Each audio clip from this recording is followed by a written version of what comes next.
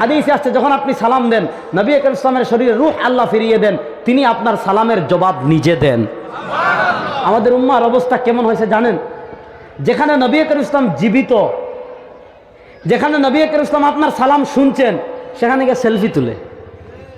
চিন্তা করেন, এই উম্মার উপর যে বিপদ আসবে না, এই উম্মার উপর যে গজব আসবে না।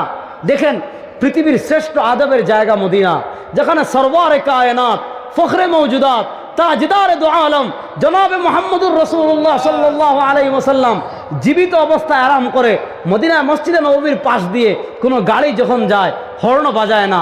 কেন বাজায় না জানেন? কারণ গাড়িওয়ালারাও জানে, আরে রওজায় তো নবী জীবিত, আমি কেন হর্ন বাজাবো, আমার নবীর কানে কেন হর্ন যাবে? তারাও হর্ন বাজায় না। যেই নবী জীবিত রওজায়, যেই নবী তোমার সালাম জানাও, ওই নবীর দরবারে যখন তুমি যাও, তুমি গিয়ে সেলফি তুলো, তোমার থেকে বড় কমবখ দুনিয়াতে আর কেউ নাই।